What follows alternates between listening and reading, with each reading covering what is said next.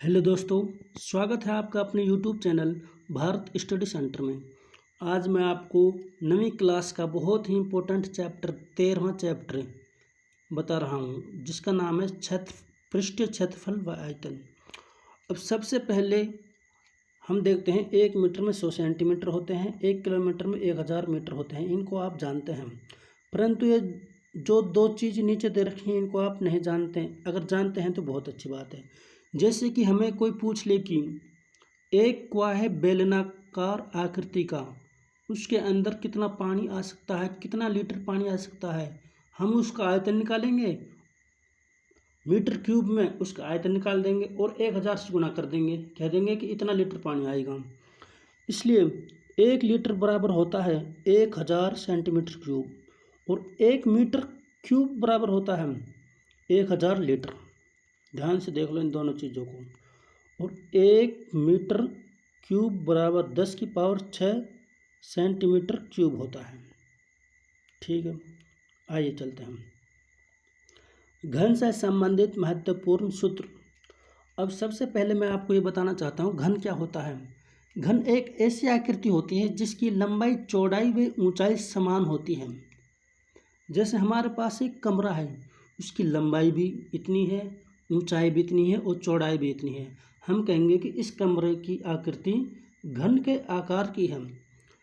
माना कि प्रत्येक भुजा घन की x मीटर है, तो घन का आयतन क्या होगा, x क्यूब घन इकाई। घन का पृष्ठ क्षेत्रफल 6x²। घन का पृष्ठ क्षेत्रफल 4 दीवारों का 4x² वर्ग इकाई। आयतन के लिए घन इकाई और पृष्ठ क्षेत्रफल के लिए वर्ग इकाई। अब जो यह घन का पृष्ठ क्षेत्रफल 4 दीवारों का, यानी कि हमारे पास एक घन के आकार का कमरा है, उसके चारों दीवारों का क्षेत्रफल 4x² होगा। घन का पृष्ठ क्षेत्रफल चारों दीवारों का प्लस छत का या तल का, यानी कि कोई घन के आकार का कमरा है, उसकी चारों दीवारों का क्षेत्रफल प्लस छत का क्षेत्रफल या चारों दीवारों का क्षेत्रफल प्लस फर्श का क्षेत्रफल क्या होगा, 5x²। घन की एक भुजा आयतन की पावर 1/3, यानी कि आयतन को 1/3 से उसकी पावर 1/3 कर देंगे। घन का विकर्ण √3 इंटू भुजा, यानी कि भुजा को गुणा कर देंगे √3 से। बहुत आसान है। अब देखते हैं घनाभ। सबसे पहले देखते हैं घनाभ क्या होता है। घनाभ एक ऐसी आकृति होती है जिसकी लंबाई, चौड़ाई, ऊंचाई अलग अलग हों। यानी कि हमारे पास एक कमरा है जिसकी लंबाई, चौड़ाई और ऊंचाई अलग अलग हैं। आइए देखते हैं।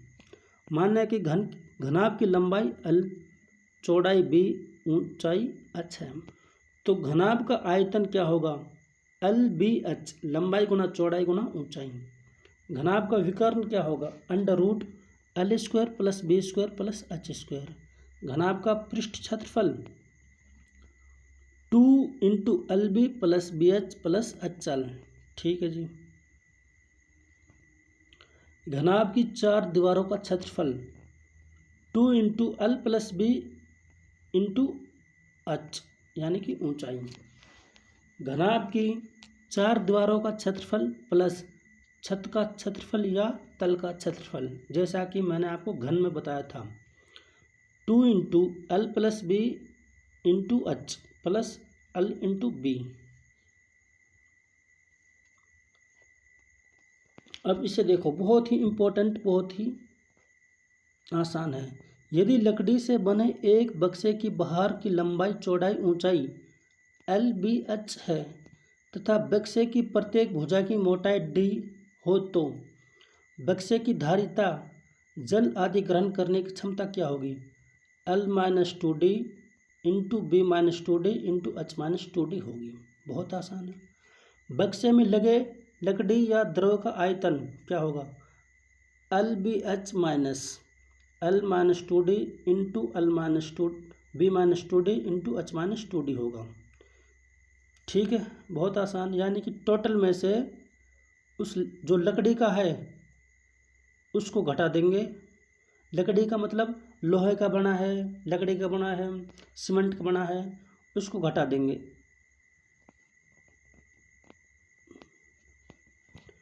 अब है हमारे पास यहाँ पर बेलन। बेलन क्या होता है? बेलन होता है ये। अब चित्र को ध्यान से देखो, पहला चित्र, दूसरे चित्र, तीसरे चित्र। पहले चित्र में क्या है? एक बेलन है, अनाज भरने की एक टंकी है गोलाकार, जिसमें ऊपर भी कुछ नहीं है और नीचे भी कुछ नहीं है। अब दूसरे में देखो, नीचे कुछ नहीं है, ऊपर ढक्कन है, नीचे तल है, ऊपर से खुला है। इसमें देखो, ऊपर ढक्कन है और नीचे तल है।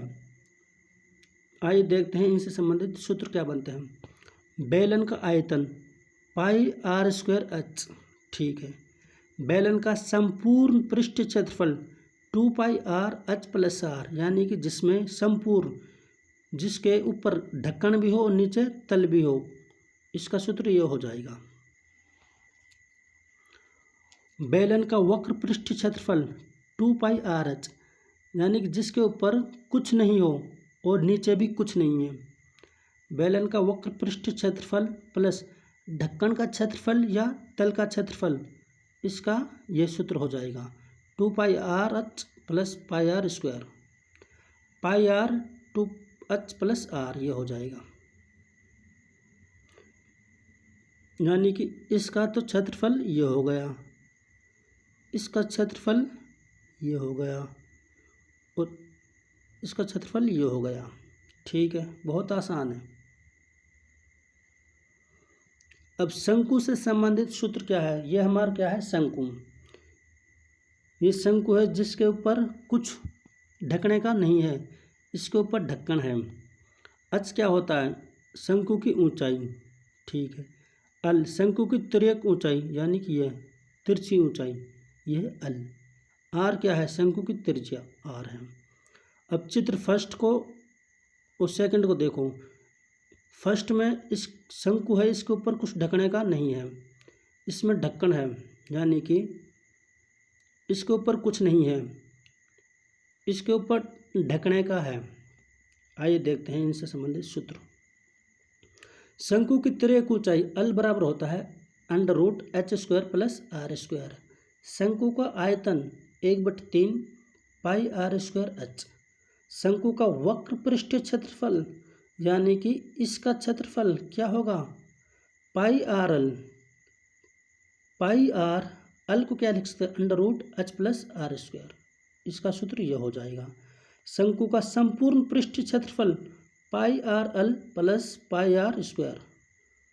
पाई आर कॉमन आ गया, एल प्लस आर, यानी कि शंकु को ऊपर ढकने का, यह होगा इसका। ठीक है, अच्छी तरह से एक्सप्लेन किया है। गोला, अर्धगोला, खोखला गोला। ये हमारा गोला है, ये खोखला गोला है, जिसमें आर क्या है? आर स्मॉल आर तो इसकी त्रिज्या है और कैपिटल आर इसकी त्रिज्या है। अर्धगोला, संपूर्ण अर्धगोला, यानी कि अर्धगोला यह है कटोरा, जिससे हमारा कटोरा होता है, और यह है हमारा संपूर्ण अर्धगोला, इसके ऊपर कुछ रख दिया। ठीक है, आइए देखते हैं इनसे संबंधित महत्वपूर्ण सूत्र। गोले का संपूर्ण पृष्ठीय क्षेत्रफल 4 पाई आर स्क्वायर। गोले का आयतन 4/3 पाई आर क्यूब। अर्धगोले का वक्र पृष्ठीय क्षेत्रफल 2 पाई आर स्क्वायर। अर्धगोले का संपूर्ण पृष्ठीय क्षेत्रफल 3 पाई आर स्क्वायर। अर्धगोले का आयतन 2/3 पाई आर क्यूब। देखते हैं, देखो ये तो हो गया अर्धगोला और ये हो गया संपूर्ण अर्धगोला। इसका सूत्र तो ये है और इसका सूत्र ये है। ठीक है, जो यदि खोखले गोले की बाहरी त्रिज्या r तथा आंतरिक त्रिज्या r small r capital R हो तो गोले में प्रयुक्त पदार्थ का आयतन क्या होगा। इसका आयतन होगा 4/3 पाई r³ माइनस r³।